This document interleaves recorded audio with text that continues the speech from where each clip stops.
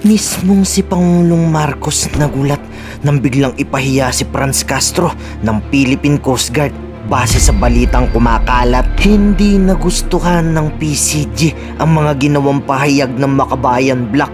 Ayon kay Commodore J. Tarriela, malaking achievement sa PCG na paatras nila ang ilan sa Chinese militia dahil mula sa bilang na 135 na ibaba ng PCG sa 25 na Chinese militia.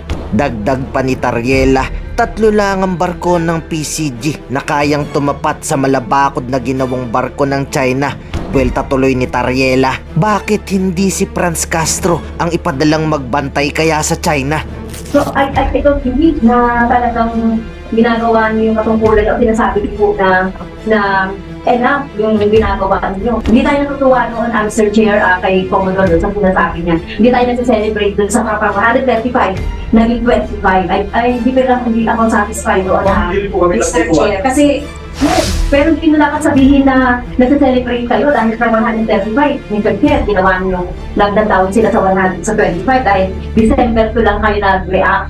Sinasabi mo kanina, Mr. Chair, sabi ni Commodore, kailangan na, hindi nila pwedeng mabantayan yan 24 hours or araw-araw. Why not? Ganito po yan, ma'am. Ang deployment po ng Philippine Coast Guard at ng Armed Forces of the Philippines, hindi lang po Philippine Coast Guard. Again, with the very limited assets that we have, just to emphasize, we only have 3 vessels in Palawan. And if you can just imagine how vast West Philippine Sea is, we cannot expect that the Philippine Coast Guard will be there 24/7 in Julian Felipe to watch over the swarming of the Chinese Maritime Militia. Okay, so ang tanong ko lang, Mr. Chair, can the task force give us the real situation now doon sa Julian Felipe na kanina nga pinag-usapan natin, sabi ni kong Arman, 100 vessels ng China. So, kung sino po yung pwedeng mag-brief sa atin ng tungkol doon sa situation ngayon. And kasi nakakabahala, Mr. Chair, kasi this is our exclusive economic zone. So, hindi natin pwedeng papayaan magtagal sila doon. Or talagang sobrang pambubuli na yan. Kasi nung last meeting natin, Mr. Chair, due sa last incident ng bullying o yung ginagawa nila ng person dun sa ating exclusive economic zone, that's why na tayo ng consolidated housing resolution para po doon sa doon sa kabinahin yung, eto na naman, mas grabe po ito So, well, yung sitwasyon, so why do you think na ganun kalakas ang loob itong mga Chinese na militia or ano ba yan, Chinese Liberation Army ba yan, o People's Liberation Army, na mag-incur doon sa ating exclusive economic zone. So, bigyan nyo nga po kami ng latest development. At ano yung gagawin natin? So kung mayroon na po kayo, initial fund lang, ay pwede natin marinig. So, pag ibig sabihin po, yung 135 na ito nagsimula noong November 5 and 6. So, when did the PCG reacted to this? So, anong date po kayo nag-react? Kasi, so November 5 and 6, then November 30, tumaas ng 60, hanggang naging 135. Then, today, December 5, down to 25. So, kailan po ba kayo nag-react mo? So, binili po, from 135, natuwa tayo, bumaba to 125. Natuwa na po ba tayo? Pero nandun pa rin siya sa exclusive economic zone. So, ano pa po ba yung pwede natin gawin? Kailangan mawala sila doon.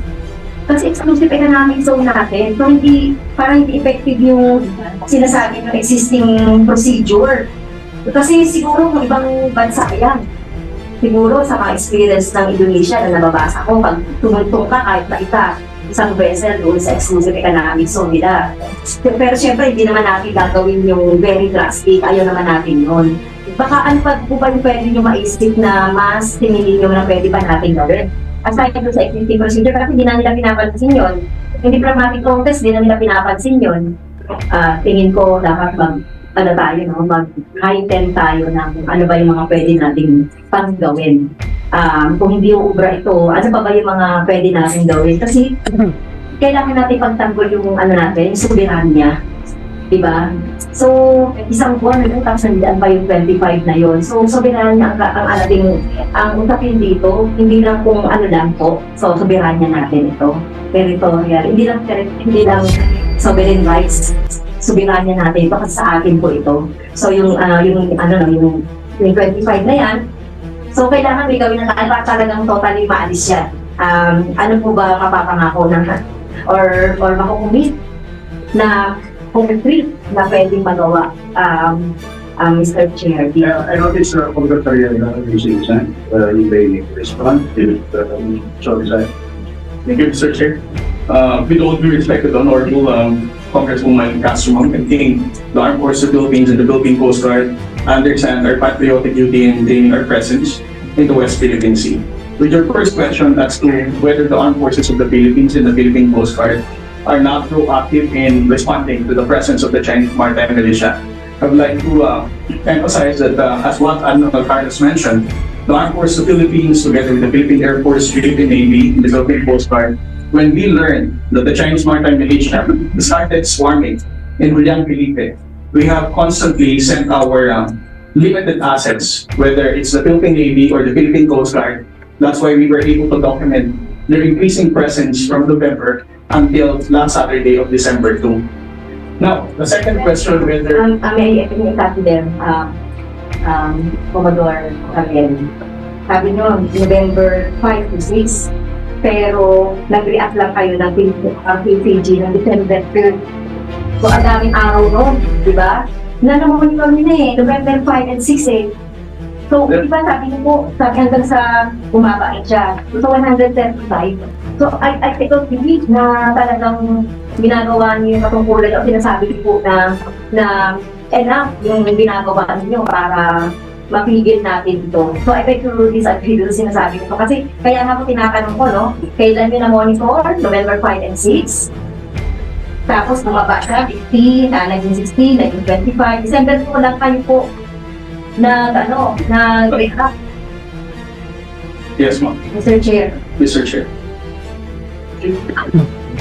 Mag-respond lang po ako sa tanong ni ma'am, no? Ang Philippine Coast Guard po, November 13, nagpunta doon, and also December 2. Ganito po yan, ma'am. Ang deployment po ng Philippine Coast Guard at ng Armed Forces of the Philippines on a rotational basis. Kung nag-deploy na po si Westcom ng Philippine Navy on November 5 and 6, and then the Philippine Coast Guard will do their patrol on the next following week. And then eventually the Philippine Air Force as well will be sending their aircraft. Hindi lang po Philippine Coast Guard. Again, with the very limited assets that we have, just to emphasize, we only have 3 vessels in Palawan. And if you can just imagine how vast West Philippine Sea is, we cannot expect that the Philippine Coast Guard will be there 24/7 in Julian Felipe to watch over the swarming of the Chinese maritime militia. And then the second question, ma'am, just to respond to your question, are we effective in doing what we're doing right now? I think so. With the transparency initiative that we have launched since February, wherein we exposed the swarming of Chinese maritime militia, we can notice how they responded. The swarming of Sabina Shoal before, in last April, when we publicized it, a few days after they left. When they did the swarming in Iroquois Reef, we also publicized it, they also left. Now here in Julian Felipe, are we going to celebrate this already? With the 135 down to 28? I think so. And then the next coming days, we're still going to expect that they're going to withdraw. Okay, Mr. Chair, why not? Sinasabi natin, hindi pa tayo nasa-celebrate dito. Kahit na isang vessel na nakalagay yung China doon, ano yun, violation dun sa ating soberanya. Hindi tayo natutuwa noon, Mr. Chair, kay Commodore doon sa sinasabi niya. Hindi tayo nasa-celebrate doon sa parang 135, naging 25. Hindi ako satisfied doon, Mr. Chair. Kasi, pero hindi na dapat sabihin na nasa-celebrate kayo dahil sa 135. Mr. Chair, ginawa niyo, nagdadawin sila sa 25 dahil December 2 lang kayo nag-react. Well, I appreciate that, no? With the limited resources of the PCG, and even siguro yung AFP natin, kayo ngayon, nag-iingi kayo dito ng more, tingin ko more funding, capacity, but naman yun, pwede naman yun, at tama naman yun. Kaya lang po, Mr. Chair, kung sinasabi mo kanina, Mr. Chair, sabi ni Commodore, kailangan natin, hindi nila pwedeng mabantayan yan 24 hours or araw-araw. Why not? Diba? So ano kaya tinatagan natin, Mr. Chair, dito? Ano pa ba yung pwede natin gawin? Para mabantayan natin man lang yung ECC natin. Hindi na yung West Philippine Sea man lang. Ito, yung ECC natin, yun lang po, Mr. Chair, kasi talagang worry talaga ako na tayo ay pinupuli ng China na ganito yung capacity natin. Nakakahiya, di ba? So, yun po, Mr. Chair. Before you respond, I just want to ask Vice Admiral Carlos, if I heard you correctly, that you likewise have the Philippine Navy ship. And by Philippine Navy ship, are you referring to gray ship? Gray ship. So, we were informed before, para hindi masyadong tension mataas doon sa West Philippines. You try to, huwag mo na nagpapadala ng mga great ships, di ba? Because that's, parang ano na yan, combat na yan, di ba? So, nagpapadala kayo, light ship, coast guard, etc. But you said a while ago, na nagpadala kayo ng Philippine Navy ship, ano? So, in what instances, kayo pwede magpadala ng great ships instead of purely white ships lang? Kasi, I noticed when you said kanina, when you, parang ang impression ko is when you said also a Philippine Navy gray ship, parang bumawas ng konti yung presence nila doon. So, if that be the case, anong situation? Ang pwedeng, kasi alam naman natin, hindi naman wala doon. Di ba naman natin yung presence, bakit lipat-lipat na sila. So, on what instances can you send gray ships instead of purely white ships lang? Kasi parang hindi natatakot sa white ships natin. Thank you, Mr. Chairman, for the question, sir. For the deployment of ships, the gray and the Philippine Coast Guard, first, sir, the gray ships, the Philippine Navy ships are always present in the WPS to maintain naval presence. So they will always there. We provide the numbers during the executive briefing. Just to maintain the presence, going on maritime patrol, going on sovereignty patrols, just to show the plan that we are there. That this is our EEC. We have sovereign rights over this area. We have jurisdiction. To show the plan, the Philippine Navy will always be there.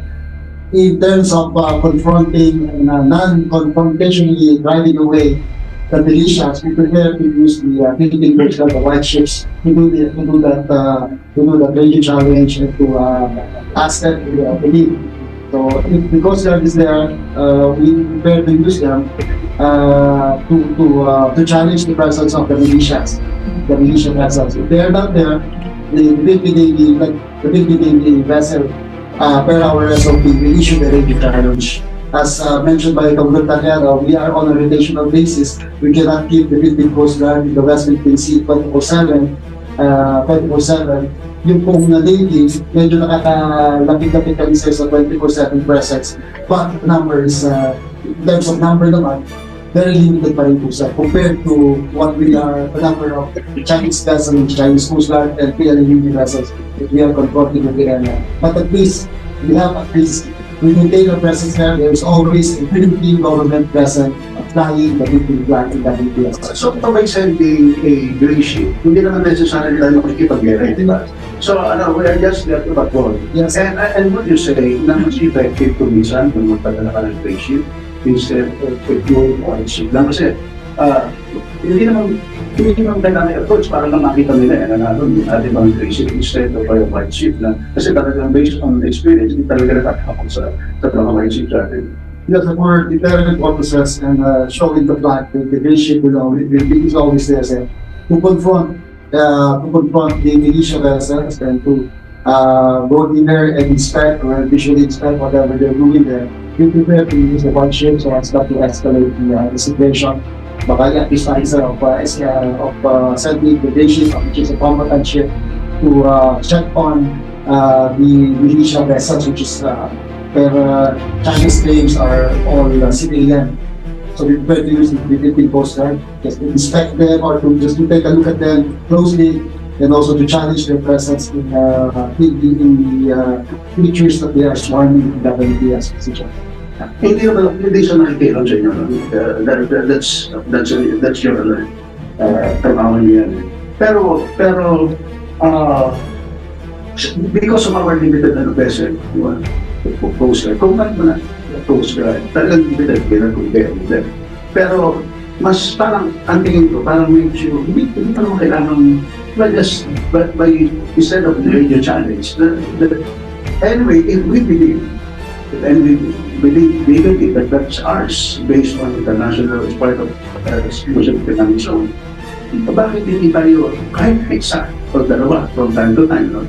that we are delivering a stronger message, no? Kasi, if you notice po, yung second na biyaga, from the time na ilang beses tayo nag-hearing ng US meeting, and ginagawa natin is, second meeting, because we do realize that there are certain information that you cannot reveal to us, like in plan, we hope and we know that you have plans in the future, but you cannot so-called deliver your punches publicly, diba? So in the delivery of your punches, naman mo talaga tayo magkita. Kasi kami, we also realizing that diplomacy is a executive thing, then we leave it to you. And besides, kami lang naman, kami special, pumili lang naman kami extra lang ng rito. Pero we are also looking from a direction from how we can, sabi nga ni Congressman Moro kanina, how we can help you in your policy direction. But my God, please naman, huwag tayo nagdidiligan ng punches natin. Kasi katulad ng gabi, nakapanood ko si Browner. Nung tinanong siya ng media na kasi sinasabi 135 ships na natin, publicly sasabihin mo publicly, it's basically impossible for us to drive them away. Ganun pala eh. Kung pala sabihin ng China, sige, wala namang barangay pabili dito mga to talagang wala ito. So, doon na lang tayo. So, parang we are giving them the information to do what they can. And they kahit na 25 lang padala nila dyan wala naman tayong mapapadala. Every time that we mention something that weakens our position, kesa hindi natin pwede makipaggera sa China, laki ng mga yan, hindi na mauubusan tayo, hindi natin pwede makipaglaban, bigla nagsusulpulan ng mga island Dumadami. Ito naman tayo. Kasalita na naman tayo na we cannot visit. Kaya ko na sinasabi, hindi paano makipaggera, but based on your statement a while ago, nung nagpadala kayo ng gray ship, medyo nababasa ng konti. So, I don't suppose that si Browner was totally and absolutely correct in saying na, but even assuming that he is correct, pero my God, huwag naman natin. Sinasabi sa China, sige, punta na kayo dito. After all, hindi naman namin kayo kaya. So, it is enticing. It is talaga bang binibigyan mo sila ng daan para okay naman. Sige, hindi naman namin kayo kaya. So, Ngayon, ikaw, bilang Pilipino, ano ang masasabi mo at reaksyon sa balitang ito? Mag-iwan ka ng komento sa ibaba at atin pong babasahin isa-isa.